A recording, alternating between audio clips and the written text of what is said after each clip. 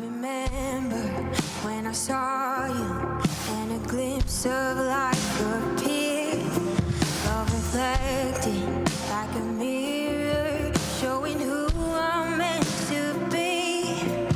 When you give your heart, you don't leave me wanting for anything. Love has called my name, what could separate us? Now forever, I wanna know more of your love. I need more of you, less of me. I wanna know more of your heart. Make me who you want me to be. God, this is my prayer. Make me more of you. I wanna know you. I wanna know you. Jesus, Jesus, I need more of you. More of you, less of me.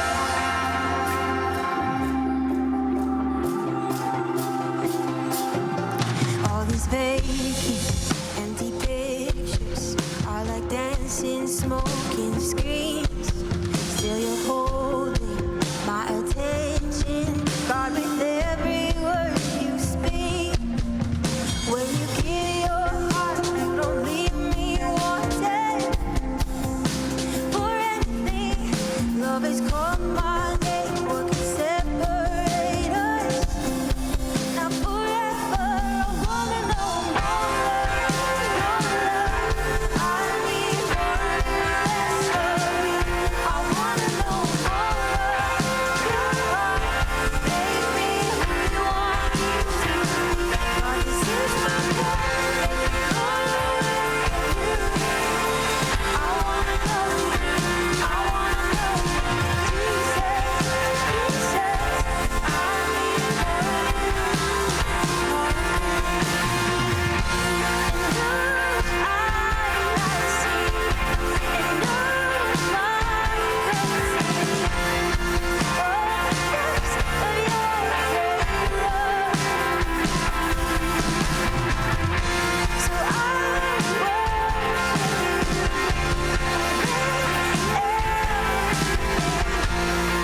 Jesus, have your way in me.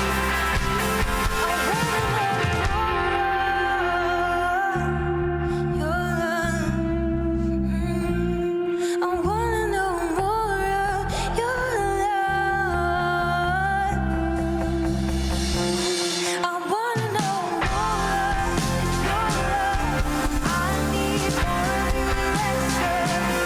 I wanna know more of your heart. Make me who you want me to be. God, this is my prayer. Make me more of you. I wanna know you. I wanna know you. Jesus, Jesus, I need more of you. More of you, less of me.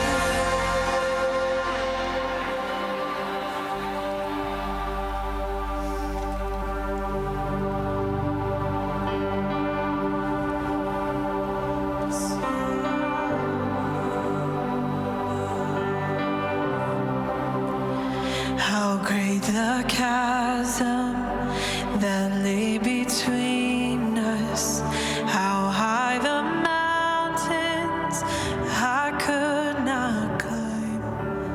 In desperation, I turned to heaven and spoke your name into the night. Then through the darkness, your loving kindness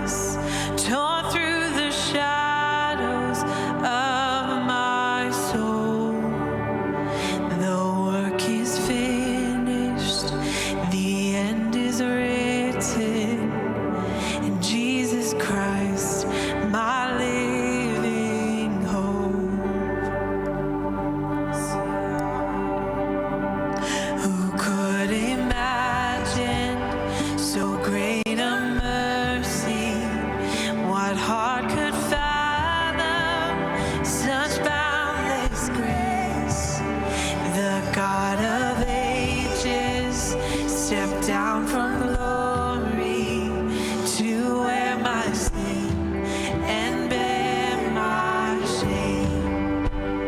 The cross is broken, I am forgiven.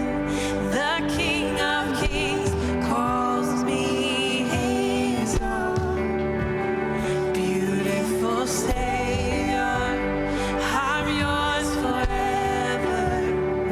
In Jesus Christ, my living hope. And oh, hallelujah,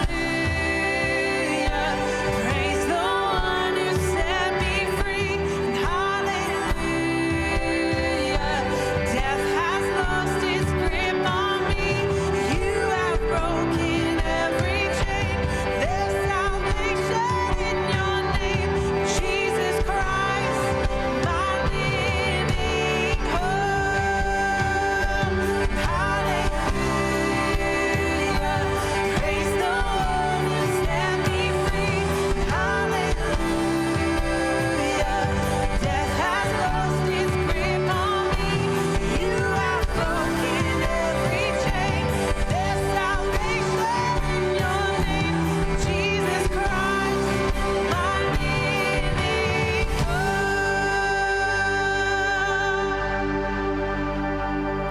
Then came the morning that sealed the promise.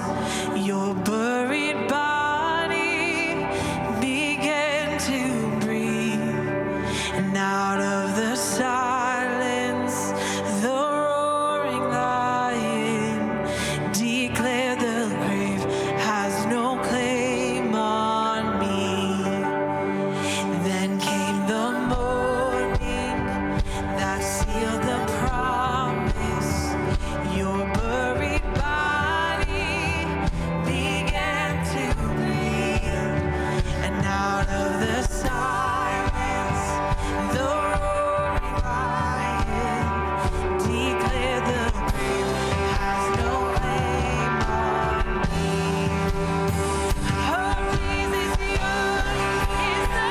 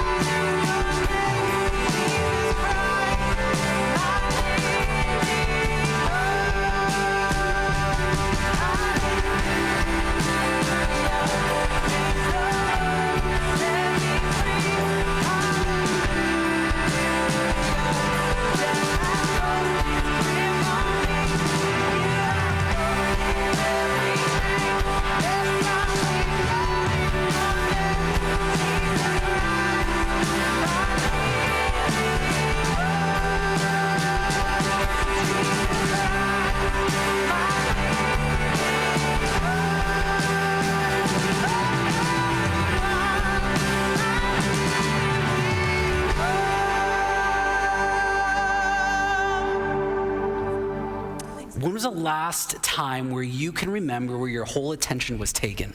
One of the most memorable interruptions of my life actually was when I was in grade 10. And I've shared this story before, but maybe you've not heard it.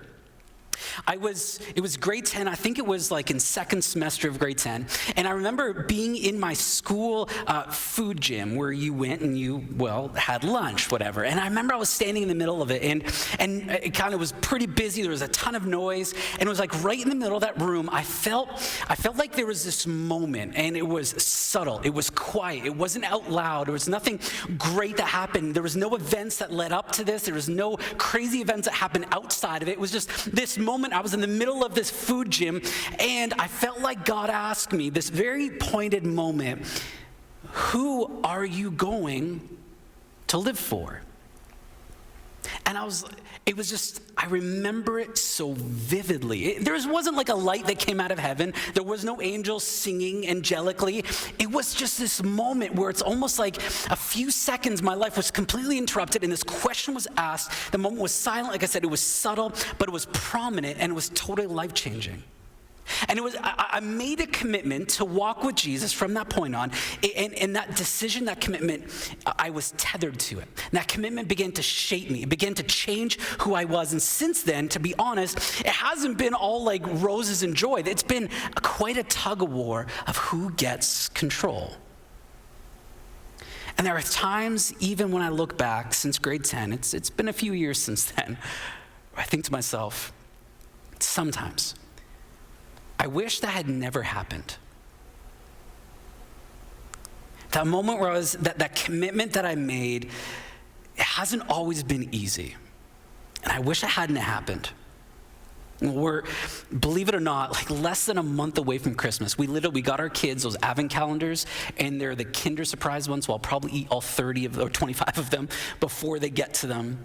But we're less than a month away from Christmas. And so we wanted to get into the story of God. We want to get into the story, the good news of Christmas. And usually when we talk about it, when we think about it, when we sing about it, we tend to think it's something that's joy-filled. We think when we tell about it, it's something that it brings hope. I mean, it's all joy, it's all hope, and it's all Mariah Carey. Like that's usually when we think about Christmas. It's all happiness. But when we think of the story of Christmas, we actually come at the story of Christmas after the fact.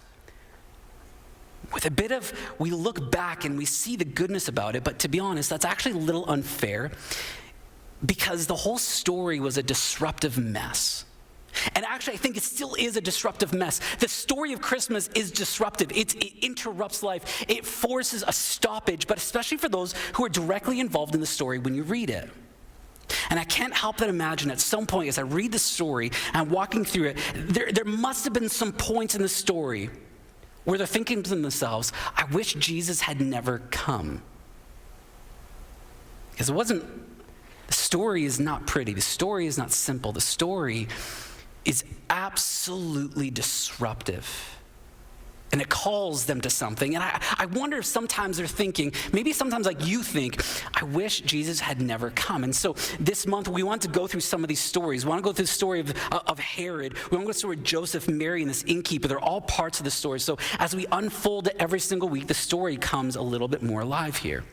Tonight, I want to focus on the story of the guy named Herod. Herod was a ruler at the time. Here's what I'm going to do. I'm actually going to read it to you from the Bible. So the story of Christmas, the story of Jesus coming, this God coming in human form is found in the stories Matthew, Mark, Luke, and John. That's the story of his life, his words.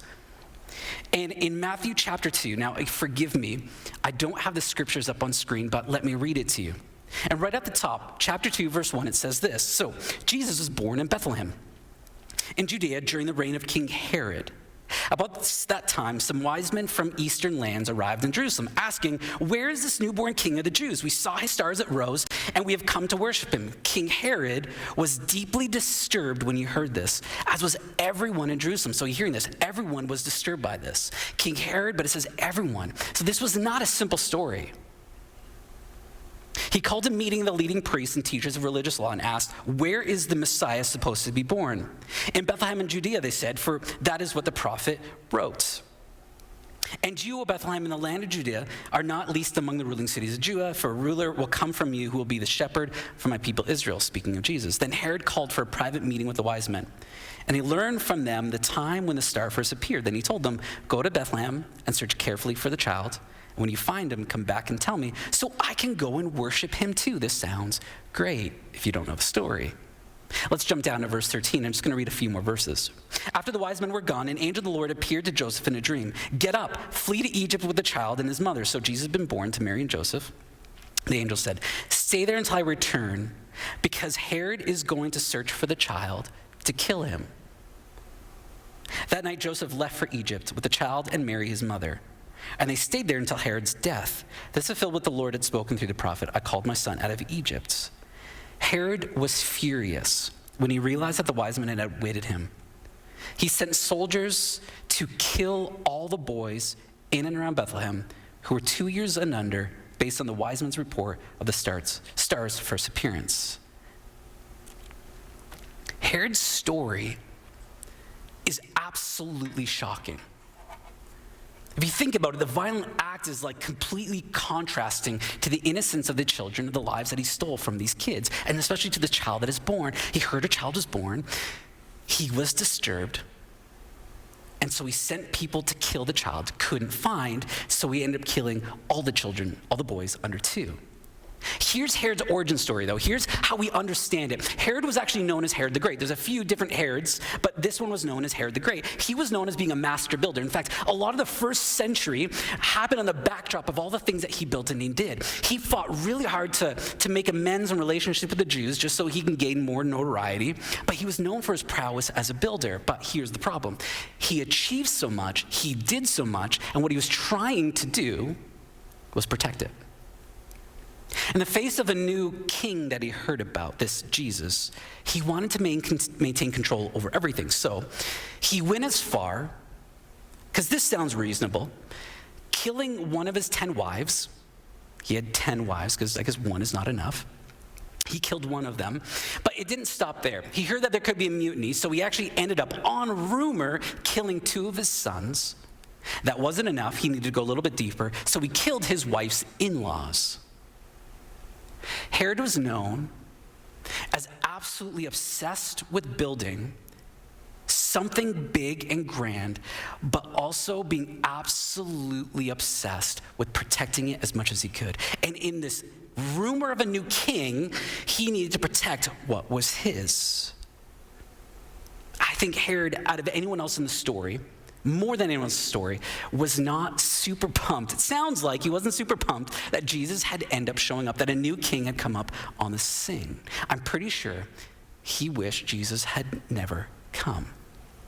And to be honest, Jesus actually was a threat. Later on in the story of Jesus, you're going to read this, where the disciples are walking around Jerusalem, and they tell him, "Teacher, behold what wonderful stones and what wonderful buildings." And Jesus said to him, "Do you see these great buildings? Not one stone will be left upon another which will not be torn down." So honestly, it was a bit of a threat. And what was Jesus was referring to is this concept that all this stuff is just going to leave. Herod's legacy will be for a little bit, but then it'll disappear. So Herod was right in a sense. When Jesus had come, was a threat to everything he built, everything he'd done. It was a threat to his control.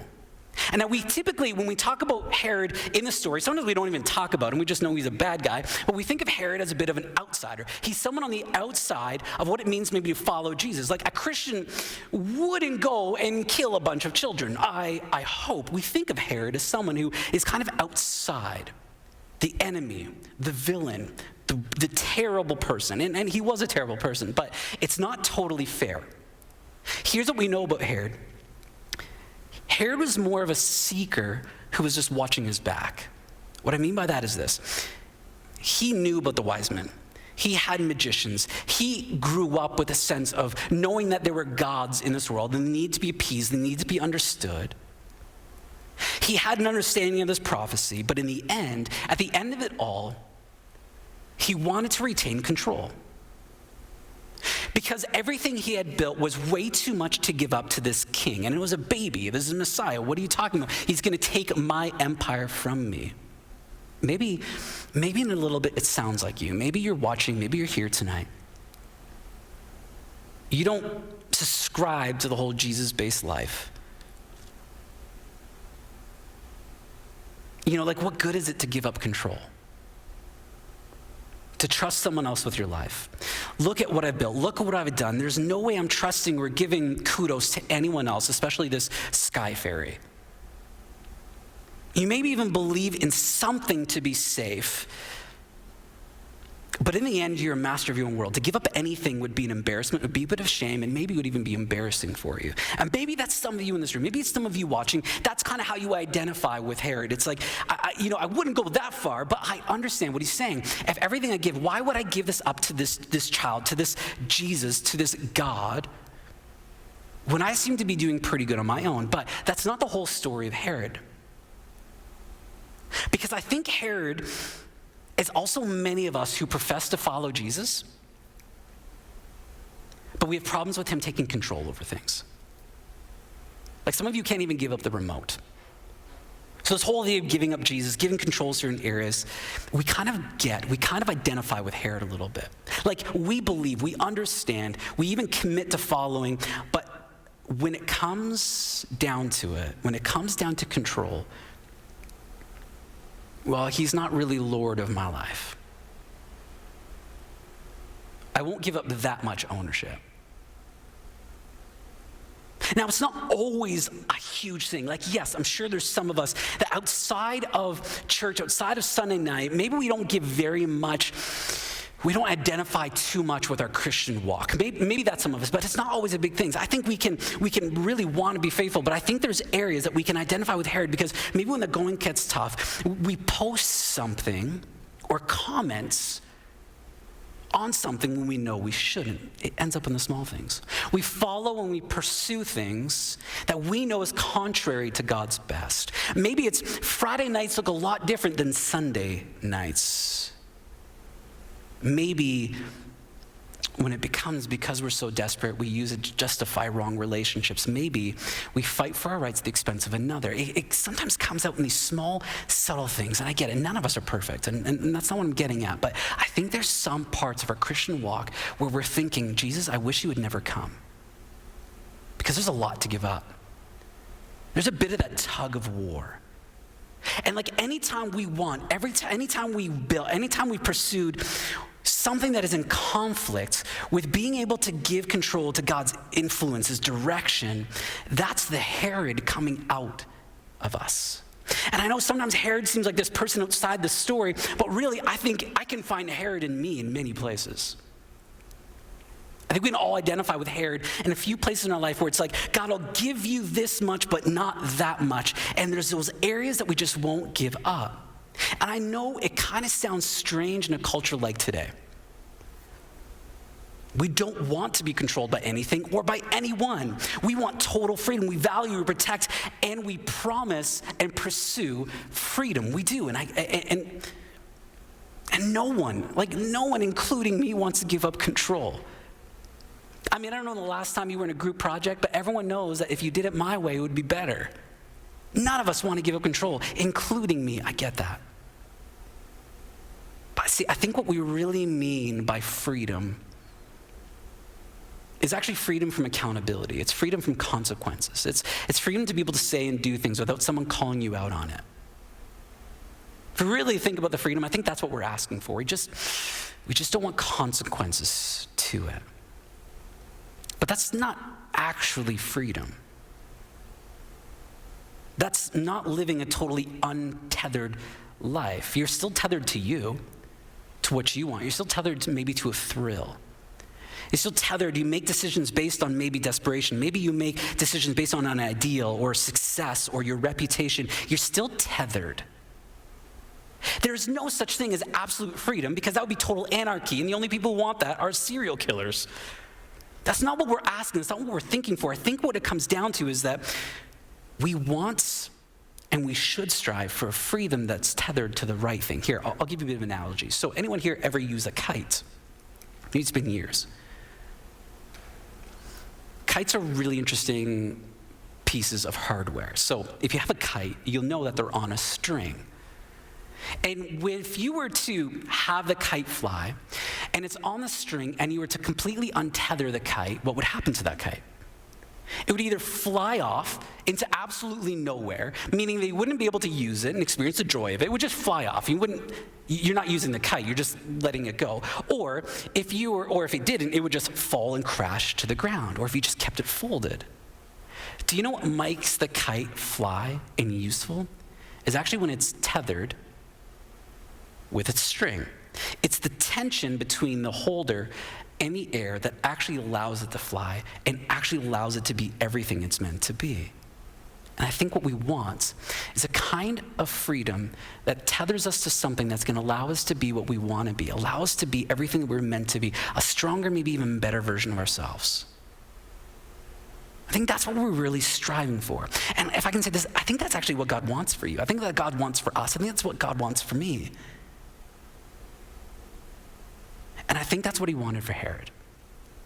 Now listen, So Christ has truly set us free. Now make sure that you stay free and don't get tied up again in slavery to the law. And then another place. So if the Son sets you free, you are truly free. Listen, this is a repeated theme throughout the New Testament, but part of this is this. You're free, but stay free. Jesus wants us to be free, but we have to understand that it doesn't mean this untethered freedom. It means being tethered to the right things. Another example. So I'm married, and that's a good thing because I got 3 kids. And I've been married for 14 and a little bit more years. And I am free to be me. And I could choose to be free in my marriage in a couple different ways. So I can choose to be free and have my way, sleep around with as many people as I can, and be a total knob. And we know how that's probably going to turn out. It's not going to be good for my marriage, not good for my wife, not good for me, and not good for my kids. But I have absolute freedom, right? Or I can decide, and I have decided, to understand the commitment I made to Catherine. That I am free within this constraints of knowing that if we want to have a happy, fulfilling marriage, we need to fulfill that vow, fulfill that commitment to each other. I respect, I honor. That's how we raise kids in a home, that they feel loved, that they feel secure. And I do that by not sleeping around and not getting what I want all the time, but knowing that at the end of the day, this is actually what we're longing for, is something that shapes us in the right direction. The challenge of Jesus to Herod, the challenge of Jesus to the Herod in all of us is this. Who are you actually tethered to? And the big things, but also the small things. Because what tethers you, what you're anchored to, will ultimately shape who you become. You and I are shaped by the commitments we make. And like I said, it's not just in the big commitments. It's not just the idea of following Jesus. Yes, that's a huge commitment. We think it is the best decision anyone can make. But also how it comes out in the smaller commitments.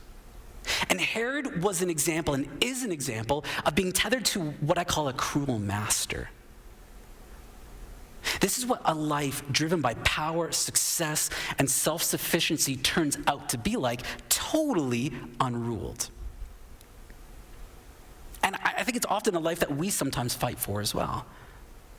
The problem, like I said, is that this master is very cruel. Think about it. This master that drives you to always get more, is always demanding. Herod was constantly insecure about losing everything he had. And when we live a life, for example, that's based on past success, we're always having to make sure that we have it, because if we don't have it, then we are completely insecure about it. It's always fading. It doesn't last that long. And you and I are what we have. But beyond that, there's no security, there's no identity. Self-sufficiency, last week's success, today's failures are terrible masters to be tethered to. Our reputation, always getting what we want. Herod is the epitome of someone who says, I'll have it my way. I'll do it my way. In contrasting with this child, this God child, this Jesus, come in human form, and you get this baby. You have this ruler who built this master thing, and then you get this king of the world who created heavens and the earth, who said, I gave all that up, and he came as a child. Babies are weak. They can't feed themselves. They're totally useless. They need you for absolutely everything. Why did he come this way? Contrasted with Herod, who was protecting everything, you have a God who gave up everything. Why? To become accessible to everybody. Everyone loves babies. Even if you don't want to hold a baby because they freak you out, you're not going to be like, I hate babies. You should be in jail. Babies are cute. Babies are things that just humble us and going, man, they're soft. They kind of, their heads are squishy. They make noises, and somehow they smell really good all the time. Jesus came as completely accessible, not holed up in his palace that Herod was known to do. Came humble, and it humbles us. He was powerful, yet he was completely ours. He was present, while at the same time totally transcending anything here on earth.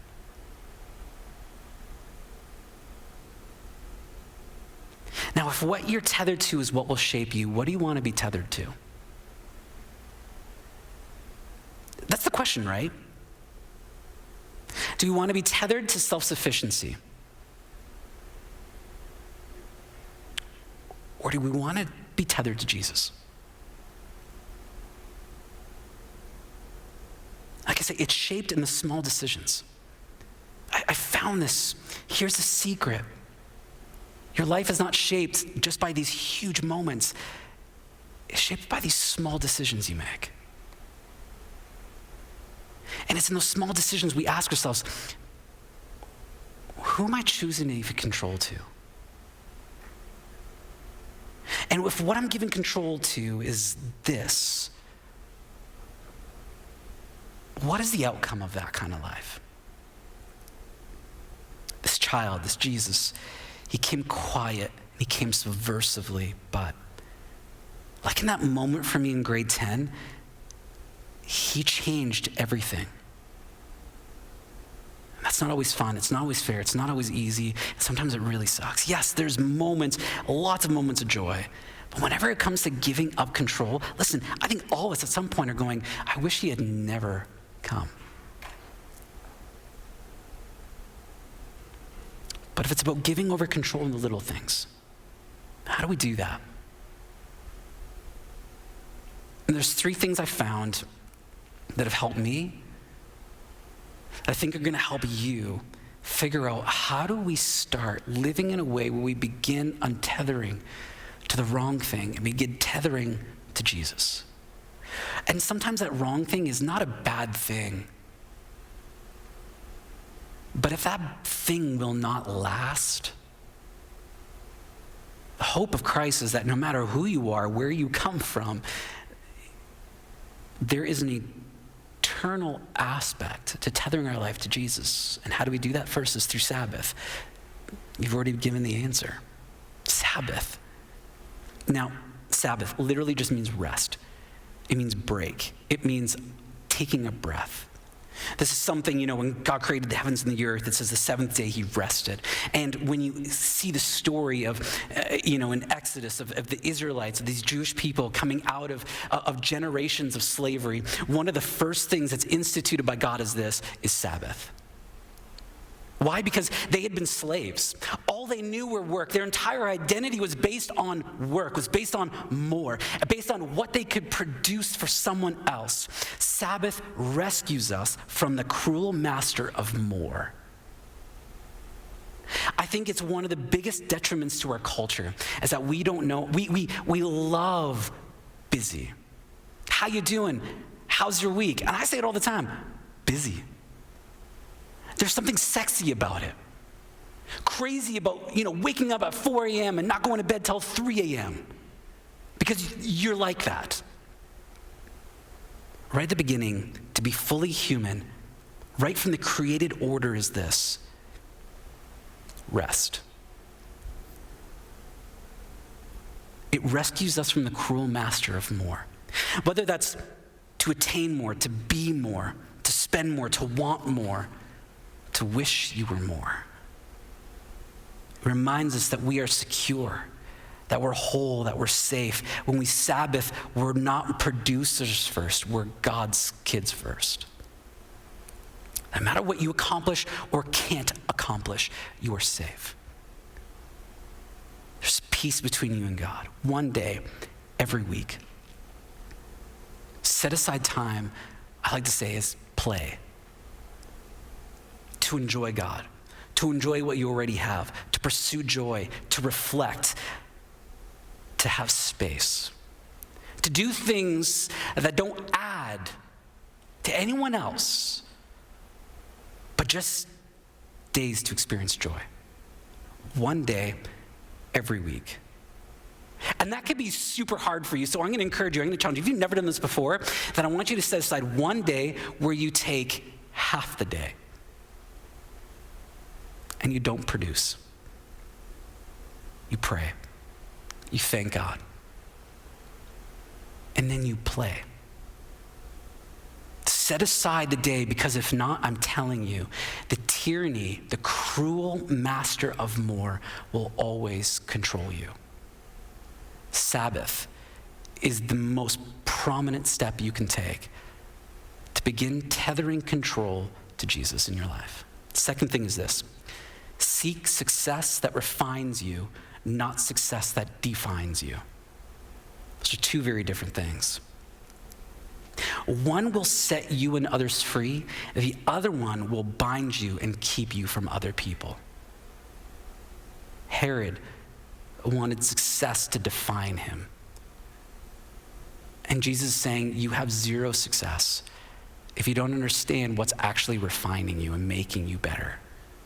And when we tether ourselves to Jesus, it means we tether him in all things that we do.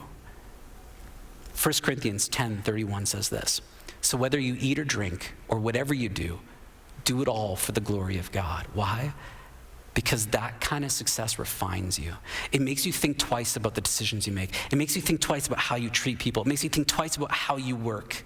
Is it because you need it, or is it because you're gifted? And so you're going, I'm gifted to do this, I want to do it well because God has given me this gift and I want to steward it well. Or is it because I just want to be big, I want to be known?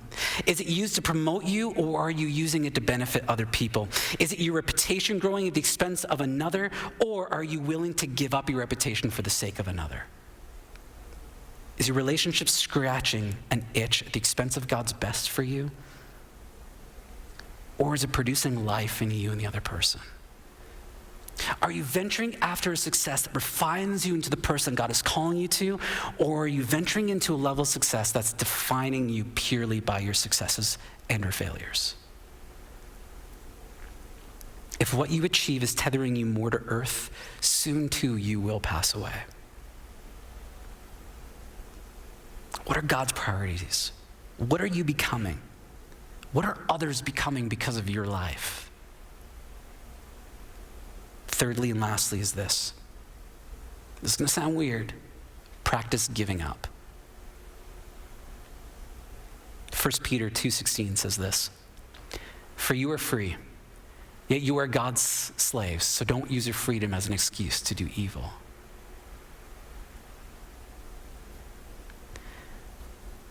Where you don't have control in your life, begin handing that over to God. Where you need to let go of control, practice giving it up. I'll give you an example. I've always had this weird relationship with food, mostly sugar. And one of the things I did a few months ago was just to gain a bit more control this is crazy, but I just decided one day to the next day, I just became a vegan. I'm like, this is going to be really challenging. I love me my milk and cream in my coffee. I like meat. I'm just going to do it. I need to gain control over those areas. And it forced me to pray. It forced me to ask for strength. It forced me to try something different. And I did it for like 4 months. Just to see if I could do it, just to gain control of those areas. And I'm telling you right now, when we practice giving up control, when we realize that we've stopped, that things that we don't have control over, and we begin trying to hand that over, we allow God to do something great in our life. I firmly believe, someone says, explain the work of the Spirit to me. And I said, when you decide to stop, that's when the Holy Spirit can start. When you give up control. What you tether your life to will shape you. It will define you. Who are you becoming? What are you normalizing in your life? A cruel master? Or a master who wants you free? Sabbath. Seek success that refines you, and practice giving up. You may be watching tonight, you may be here tonight. We talk a lot about Jesus here because our value, our mission is to increase the number of young adults who know Jesus. because we think knowing Jesus is the best decision anyone could ever make. We know that is an extremely big decision. Like I said, that's a large commitment because what you commit to will shape you. And this is what this is all about. And you could be holding back because you're holding back control. That's a decision between you and God. I'm not going to force us. We've never done that. But if you want to begin figuring out what it looks like to follow him. You know, Jesus said, come follow me. He didn't say sign on the dotted line, give me all of your life. He says, no, come follow me, come watch me, come listen to my words. And there's a point where I think we need to make a decision. But if you're at a point where you just want to discover Jesus, I'm going to get you to do something really simple. I want you to text 780-652-1515. Text the word next to that number. You're going to get a digital booklet. No one's going to follow up on it. No one's going to chase you down, show up at your house, look through your mirror window. No one is. It's all on you. If you want to connect with someone, you can. That's up to you. But no one's going to chase after you. This is a really good way for you to begin the process. What does it look like to follow Jesus? But to those of you here who follow Jesus, the challenge for you tonight is this. Where does Herod rear his ugly head in my life? How do I need to process freedom? In those areas, am I moving towards being someone who's tethered to the right thing? Or am I venturing into an area of maybe being tethered to a cruel master? Who are you becoming? Why don't you stand? I'm going to pray, and we're going to sing together. Jesus, this is not simple. It's not easy. I mean, this is why we titled the series, I Wish You'd Never Come, because it's a tug of war. It's a hard, tough space to be in. But Jesus, when I look at your life and look who you are and what you do, I know that if I were to become a portion of that, I know that not only me, but the people around my life, God would be better because of it. Why? Because when you happen, great things happen. And it's hard. There's areas where I feel like I'm having a really hard time processing it. But Jesus, I've learned that as I give just even an ounce more control,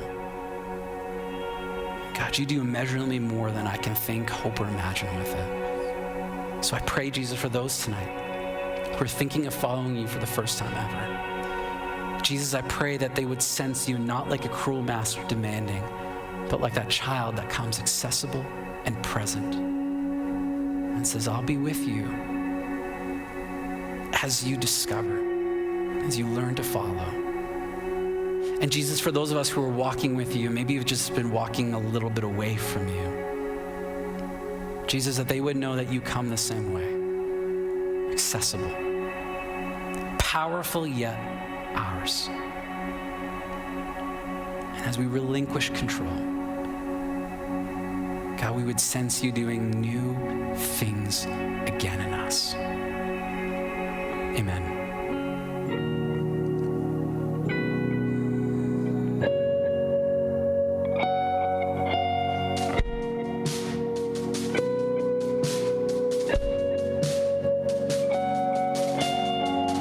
There's a grace when the heart is under fire.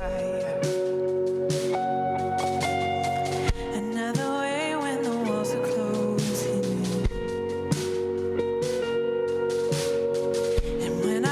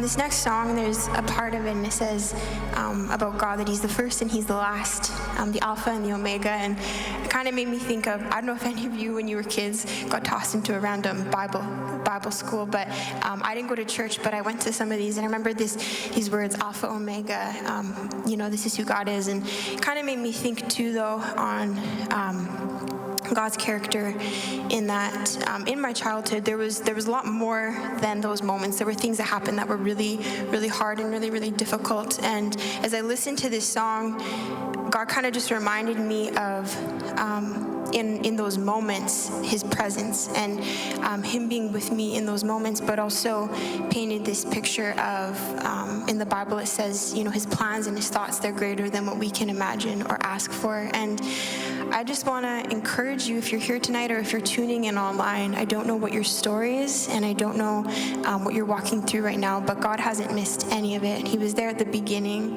even when you're a kid, whatever that looked like, whatever you've walked through, and He's going to be there walking with you every step of the way with everything that's ahead, and He's got good plans. And so whatever you're in right now, maybe it's the in-between, I just would encourage you to allow Him to speak to your heart as we sing this song today.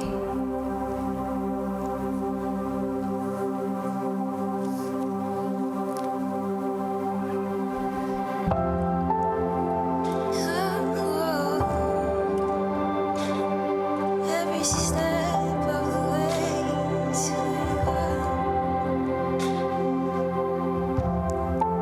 I find you in the stillness. I find you in the rush. You're with me in the shadows. I'm met with heaven's touch. First and last, future and past. You were there in the beginning, you'll be there in the end. All the in-between, every fear and dream.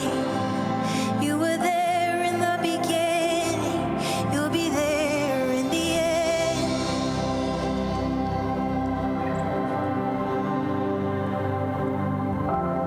And you're the breath of creation. You are here where I stand. And even when I've been unsure, you always have a plan. First and last, future and past. You were there in the beginning, you'll be there in the end. All the in-between.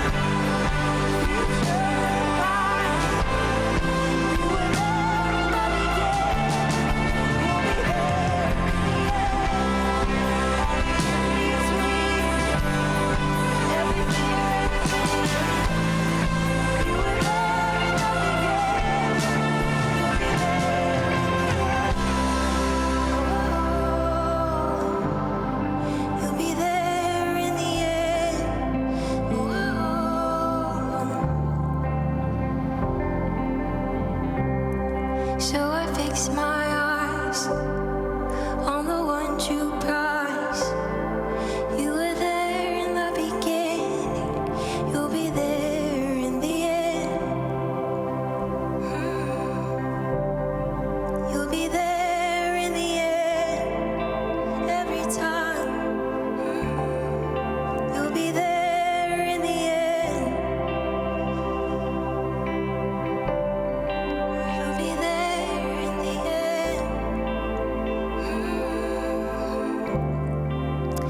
Yeah, Jesus, I just thank you that that's who you are and it's who you've been, and from the start of time.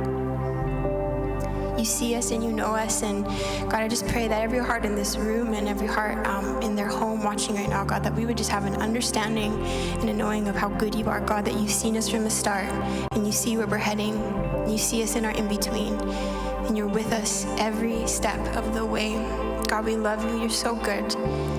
Would you just be with us as we go in your name? Amen.